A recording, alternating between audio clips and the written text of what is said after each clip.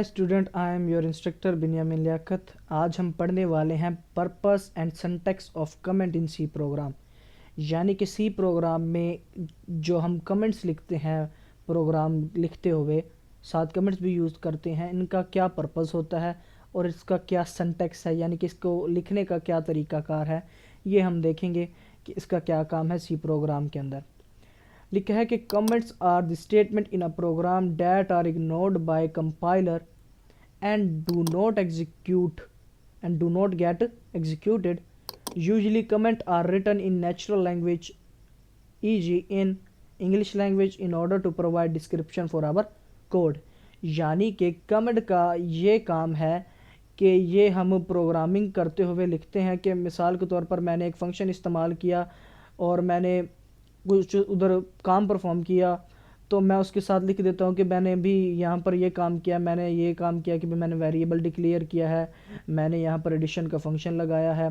तो ये मैं साथ कमेंट में लिख देता हूँ। और लिखा है उसने कि कंपाइलर इसे इग्नोर करता है और इसे एग्जीक्यूट नहीं करता। और इससे कुछ लिखने का तरीकाकार है कि हम उसको इस तरह से लिखें तो फिर कंपाइलर उसको एग्जीक्यूट नहीं करता।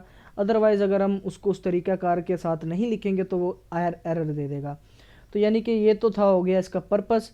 अब इसका हम ये भी देख लेते हैं कि सिंटैक्स आगे क्या होगा। दो और पॉइंट ये नीचे दिए हुए हैं, हम इनको भी पढ़ लेते हैं। Comments can be thought as a documentation of program, their purpose is twofold. कहता है कि कमेंट को हम डॉक्यूमेंटेशन भी कह सकते हैं प्रोग्राम की, कि हमने प्रोग्राम में ये कुछ किया है। अगर हम ये साथ लिखते जाएंगे तो अगर कोई और हमारा प्रोग्राम रीड करता है तो उसे जल्दी समझ आया जाएगा कि इस बंदे ने इस तरह से ये प्रोग्राम बनाया है। लिखा है they facilitate other programmer to understand our code. यानी कि हमारे दूसरे जो प्रोग्रामर भाई हैं उनको फैसिलिटेट करता है, ये सहूलत देता है कि वो हमारे प्रोग्राम को अच्छे से समझ सकें। They help us to understand our own code even after year of writing it. और ये हमारा अपना कोड भी जो हम सालों बाद देखते हैं उसको भी समझने में मदद देता है, क्योंकि अक्सर इंसान भूल जाता है। तो अगर हमने कमेंट किया होगा साथ उसकी डॉक्यूमेंटेशन की होगी अच्छे से, तो हमें पता चल जाएगा कि हाँ मैंने ये इस काम के लिए इसके अंदर कमेंट्स ऐड किए थे। फिर we do not the statement to be executed. और ये स्टेटमेंट एग्जीक्यूटेड नहीं होती जो हम कमेंट में यूज़ करते हैं, because it may cause syntax error as the statement are written in natural language. क्योंकि इनकी वजह से अगर हम इनको इसके सिंटैक्स में नहीं लिखेंगे तो ये सिंटैक्स एरर काज कर देगी, हमने इनको एग्जीक्यूट नहीं करवाना होता। अब इसका सिंटैक्स देख लेते हैं कि क्या सिंटैक्स है। In C programming language there are two types of comment. C programming language में दो किस्म के कमेंट्स होते हैं। पहला जो है सिंगल लाइन कमेंट है और दूसरा है multi line comment. Single line comment क्या है? सिंगल लाइन कमेंट को लिखने के लिए हम इसको स्टार्ट करते हैं डबल बैक स्लैश के साथ, आफ्टर, फिर एंड में double backslash on the same line is consider as a comment. तो हम इसको क्या कहते हैं? कमेंट कहते हैं। मिसाल के तौर पर कुछ इस तरह से हम इसको लिखेंगे, यानी कि डबल स्लैश लगा के फिर ये हमारा कमेंट आ जाएगा और ख़त्म। फिर हम नीचे अपने अगली प्रोग्राम की स्टेटमेंट जो भी लिखनी है लिख लेंगे। मल्टी लाइन कमेंट किस तरह से लिखेंगे? मल्टी लाइन कमेंट स्टार्ट होगा बैक स्लैश स्टैरिक के साथ और एंड होगा एट स्टैरिक बैक स्लैश के साथ। एनीथिंग बिटवीन दिस स्लैश और this slash is consider as a comment. और इसमें हम मल्टीपल लाइंस कमेंट्स को भी यूज़ कर सकते हैं। और इसके नीचे एग्जांपल देख लेते हैं तो हमें और भी क्लियर समझ आ जाएगा। ये कुछ इस तरह से इसका सिंटैक्स होगा जिसमें हम मल्टी लाइंस भी यूज़ कर सकते हैं कमेंट के लिए। तो ये हमें बहुत ही हेल्पफुल होता है प्रोग्राम लिखते हुए। ये इधर उन्होंने एग्जांपल भी दी हुई है। हैश इंक्लूड स्टूडियो अटैच आ गया, हमारी एडर फाइल आ गई और इधर कमेंट लिख दिया कि this program display I am a student of class 10th on the output screen. Void main function आ गया। यहाँ पर हमने फिर से कमेंट किया कि body of main function start from here, यानी कि यहाँ से बॉडी ऑफ फंक्शन आ जाएगा। प्रिंट एफ मैंने स्टेटमेंट लगा दी कि आई am a student of class 10th। तो ये क्या बन जाएगा? Body of main function and यहाँ पर इस ब्रेसिस पे एंड हो जाएगा body of the main function. यानी कि जो हमने डॉक्यूमेंटेशन की ये बता रहा है कि इस तरह ये प्रोग्राम हुआ है। अगर मिसाल के तौर पर ये लाइन ना लिखी हो, ये वाली ना लिखी हो, ये ना लिखी हो, ख़ास तौर पर नए प्रोग्रामर को तो कभी भी समझ नहीं आएगा। हाँ, कुछ जो प्रोग्रामर पुराने हैं उन्हें समझ आता है, जिनकी अच्छी प्रैक्टिस है। नए प्रोग्रामर को कभी भी ये बातें समझ नहीं आती। फिर इसमें कुछ कांस्टेंट और वेरिएबल्स हैं, तो ये भी हम देख लेते हैं कि कांस्टेंट और वेरिएबल्स क्या होते हैं। Each language has a basic set of alphabet, हर लैंग्वेज के बेसिक सेट ऑफ अल्फ़ाबेट होते हैं जिसको हम करैक्टर सेट भी बोलते हैं। That are combined in an allowable manner to form reserve word and then these reserve word can be use to form sentence. और लिखा है कि इन वर्ड्स को हमें अलाउ किया जाता है कि हम इनको कंबाइन करें एक मैनर के अंदर, एक तरतीब के अंदर, और इनकी मदद से नए वर्ड्स भी बनाएं, और ये जो वर्ड्स बनेंगे और इनको यूज़ भी करें अपने सेंटेंस में। मिसाल के तौर पर उन्होंने बताया है कि similarly in C programming language have a character set that include alphabet. C language में हमने एक वेरिएबल को यानी कि एक रिजर्व वर्ड को डिक्लेयर करते हैं जिसका नाम है करैक्टर, तो उसमें सारे हमारे अल्फ़ाबेट्स आ जाते हैं। फिर एक और हम वेरिएबल डिक्लेयर करते हैं जिसको बोलते हैं इंट टाइप, उसमें हमारे सारे डिजिट आ जाते हैं। फिर एक स्पेशल सिंबल्स के नाम से हम एक वेरिएबल डिक्लेयर करते हैं जिसमें हमारी स्पेशल सारी सिंबल्स आ जाती हैं। तो यानी ये क्या है, हमारे कांस्टेंट और वेरिएबल्स का इस्तेमाल है। आगे लिखा है these alphabets digits special symbols can be combined in allowable manner form constant variable and keywords. कहता है कि फिर हम इन अल्फ़ाबेट्स को, इन डिजिट्स को, स्पेशल सिंबल्स को इस तरह से कंबाइन करते हैं ताकि इनसे कांस्टेंट वेरिएबल और एक कीवर्ड्स भी बन जाएं जिनको हम नॉन एज रिजर्व वर्ड्स भी जानते हैं। जो हमने पीछे पढ़े वो सारे रिजर्व वर्ड ही थे, और उनमें हमारे अल्फ़ाबेट्स के लिए भी टाइप क्लियर हो जाती है, डिजिट्स के लिए भी और स्पेशल सिंबल्स के लिए भी हो जाती है। We have discuss already the concept of reserve word. हमने पहले कंसेप्ट रिजर्व वर्ड का कंसेप्ट पिछले लेक्चर में देखा है कि वो क्या है, इसका इस्तेमाल क्या है। In the following we discuss the concept of constant and variable. मैं आपको बताता जाऊं कि आपने वो वाला लेक्चर ज़रूर देखना है, फिर ही आपको कांस्टेंट और वेरिएबल की समझ आएगी। और अगर आपको वीडियो अच्छी लग रही हो और आपको कुछ लग रहा हो ऐसा कि हम कुछ सीख रहे हैं इस वीडियो से, तो प्लीज़ लाइक और सब्सक्राइब भी कीजिएगा और अच्छा सा कमेंट भी, ताकि हमारी भी हौसला अफजाई होती रहे। अब ये कुछ कांस्टेंट की टाइप है, तो मैं आपको ये डिटेल में पढ़ाना चाहूँगा ताकि आपको अच्छे से समझ आ जाए कि कांस्टेंट क्या है। Constant are the values that can not be changed by programmer. Constant एक यानी कि कांस्टेंट की वैल्यू ऐसी होती है जिसको प्रोग्रामर खुद भी चेंज नहीं कर सकता। मिसाल के तौर पर 5, 7.5, 75.7, 1500 ETC, ये कुछ डिजिट्स हैं। अब ये कांस्टेंट है। In C language primarily we have 3 types of constant. अब सी लैंग्वेज इनको 3 किस्मों में डिवाइड करती है। पहला है इंटीजर कांस्टेंट। पहला इंटीजर कांस्टेंट, इसमें क्या होगा, these are the value without decimal point, यानी कि इस इंटीजर कांस्टेंट में हम जो डेसिमल पॉइंट के अलावा वाले वेरिएबल डिजिट्स होंगे उनको लिखेंगे। मिसाल के तौर पर 7, 12, 5, 6 और ये वाली अमाउंट और ये वाले वर्ड और ये डिजिट, ये सारे किस में आ जाएंगे, कांस्टेंट इंटीजर में। दे कैन बी पॉजिटिव और नेगेटिव, ये पॉजिटिव भी हो सकते हैं और नेगेटिव भी हो सकते हैं। If the value is not preceded by sign, अगर ये वैल्यू साइन के साथ नहीं प्रोसीड हुई, it is consider as positive. मिसाल के तौर पर हम वैसे भी मैथ में आपने पढ़ा होगा कि ऐसा डिजिट जिसके साथ नेगेटिव साइन नहीं लगा तो हम उसे पॉजिटिव ही कंसीडर करते हैं, तो इसी तरह सी लैंग्वेज में भी हम उसे पॉजिटिव ही कंसीडर करेंगे। फिर आ जाता है real constant.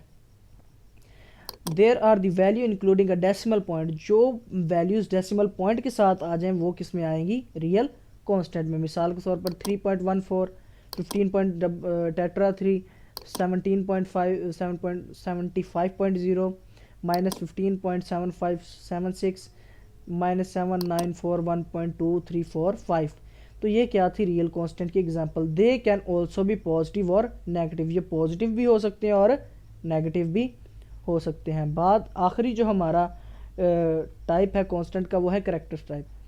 Any single small case letter, कोई भी लेटर जो सिंगल स्मॉल केस हो या अपर केस लेटर हो या digit, punctuation mark, special symbol हो जो इनक्लोज्ड हो within this quote is consider as a character constant, इसको हम करैक्टर कांस्टेंट कहेंगे। मिसाल के तौर पर कुछ इस तरह, अगर डबल कोट में 5 आए, 7 आए या ए या एक्स या एक्सक्लेमेशन मार्क या कोमा, तो या फिर सेमी कोलन, तो हम इसको किस में कंसीडर करेंगे, करैक्टर कांस्टेंट में। तो ये हमारा जिसमें हमने सीखा कि इंटीजर कांस्टेंट क्या है, रियल कांस्टेंट क्या है और करैक्टर कांस्टेंट क्या है। उम्मीद करता हूँ आपको समझ आया होगा। और अब हम इम्पोर्टेंट टिप भी देख लेते हैं। इम्पोर्टेंट टिप क्या है, कहता है a digit used a character constant. कहता है एक डिजिट जब करैक्टर कांस्टेंट को यूज़ करता है, मिसाल के तौर पर 9 को हम कोट में लिख दें तो ये क्या होगा, is different from a digit use as integer constant 9। तो ये उससे टोटली डिफरेंट होगा जो हमने as a integer simple integer constant 9 इस्तेमाल किया है। मिसाल के तौर पर we can add two integer constant to get the obvious mathematical result. कहता है हम दो इंटीजर इस्तेमाल करते हैं 9 और 8 और हम इनको प्लस करने के लिए इस्तेमाल करते हैं, तो इसका आंसर आता है 17। But we can not add a character constant to another character constant to get the obvious mathematical result. पर कहता है अगर हम इनको करेक्टर कोट में लिखें या करेक्टर कांस्टेंट बना के लिखें तो हमारे पास कभी भी ये रिजल्ट नहीं आएगा। तो ये हमारे पास एक इम्पॉर्टेंट टिप थी जो कि हमें ऑथर देना चाह रहा है। एक नीचे एक्टिविटी भी दी है, identify the type of constant for each of the following. हमने आइडेंटिफाई करना है ये कौन सी टाइप में आता है। ये कांस्टेंट में आता है, ये रियल कांस्टेंट में आता है, ये करेक्टर कांस्टेंट में आता है, ये भी कांस्टेंट में आता है, ये रियल कांस्टेंट में आता है, ये रियल कांस्टेंट में आता है, ये कांस्टेंट में, और ये भी रियल कांस्टेंट में, और ये करेक्टर कांस्टेंट में। जब आप इसकी प्रोग्रामिंग की प्रैक्टिस करेंगे तो आपको भी ये चीज़ें याद हो जाएंगी। अब मैं आपको वेरिएबल्स पढ़ा देता हूँ कि वेरिएबल्स क्या है। वेरिएबल्स बहुत ही सिंपल हैं, आपने इनको भी याद रख लेना है। असल में अब हमारा काम करेक्टर का और वेरिएबल का आपस में रिलेशन है, आपको ये भी समझ में आ जाएगा। A variable is actually a name given to a memory location. असल में कहता है कि वेरिएबल क्या है, एक्चुअली एक नेम है जो कि मेमोरी लोकेशन को देते हैं। As a data is physically stored inside the computer memory. और हम इसे क्या कहते हैं कि भाई वेरिएबल एक नाम है, एक मेमोरी लोकेशन है, एक एक्स वेरिएबल एक नाम है, उस लोकेशन का नाम एक्स है जो कि फिजिकली स्टोर्ड किस में है, कंप्यूटर मेमोरी में। इसकी मिसाल कुछ इस तरह भी हमने सीखी अपने उस्तादों से कि एक बाल्टी है जिसका नाम क्या है एक्स, और हम उसमें कुछ डाल देते हैं, यानी कि हमने एक एक्स वेरिएबल को क्या कर दी, एक वैल्यू या एक लोकेशन असाइन कर दी, और वो क्या है, बाल्टी है। तो ये कुछ इस तरह से भी हम इसको एग्जांपल में लेते हैं, तो हम इसको रीड आउट कर लेते हैं। The value of variable can be changed in a program. लिखा है कि वेरिएबल की वैल्यू हम प्रोग्राम में चेंज कर सकते हैं। और वैसे भी अगर हम वेरिएबल को देखें तो वेरिएबल वर्ड ही का मतलब ये है कि वेरी चेंज होने वाली चीज़। If a variable contain value 5, अगर वेरिएबल के पास 5 वैल्यू है, then the latter can give it another value that replace the value 5। और हम कुछ और लेटर दे के इस वैल्यू 5 को रिप्लेस कर सकते हैं। Each variable has a unique name. Her variable का अपना यूनिक नाम होता है जिसको हम आइडेंटिफायर भी कहते हैं, और उसको हम डाटा टाइप में आइडेंटिफाई करते हैं। कैसे करते हैं ये भी हम आगे देखेंगे। Data type describe the type of data that can be stored in the stored in the variable। कहता है कि डाटा टाइप डिस्क्राइब करती है कि ये डाटा इस टाइप का इस वेरिएबल में स्टोर हुआ है। C language has a different data types. C language की डिफरेंट डाटा टाइप्स है जिसमें आ जाता है इंट, फ्लोट, फिर करेक्टर जिसको हम 4 भी शॉर्ट फॉर्म में पढ़ते हैं। The types in float and character are used to store integer, real and character data respectively। अब ये जो वेरिएबल्स हैं इंट, फ्लोट और 4, यानी कि इंट मीन है इंटीजर कांस्टेंट, फ्लोट मीन है हमारा जो सेकंड वाला था रियल कांस्टेंट आ जाएगा, और 4 में हम आ जाएगा हमारा करैक्टर कांस्टेंट। यानी कि यही वेरिएबल टोटली उन कांस्टेंट से रिलेट करेंगे। यानी कि इंट में हम टोटली इंटीजर की बात करेंगे जो विदाउट डेसिमल पॉइंट होगा। यहाँ पर उसने लिखा भी हुआ है ग्राफ में कि इंटीजर मीन्स इंट, इसमें हमारे कांस्टेंट नंबर आ जाएंगे, और पॉइंट वाले नंबर हमारे आ जाएंगे फ्लोट में जो कि रियल कांस्टेंट हमने देखा डाटा टाइप में, और करेक्टर कांस्टेंट को 4 लिखेंगे। और ये कुछ इस तरह से हम इसको सिंटैक्स है जो हम प्रोग्राम में यूज़ करेंगे। तो ये दोनों कांस्टेंट और वेरिएबल्स आपस में रिलेट करते हैं। तो अगर आपको कांस्टेंट अच्छे से समझ आया तो आपको इसको भी समझ आई होगी। In following we discuss in detail the possible data types and the name of the variable.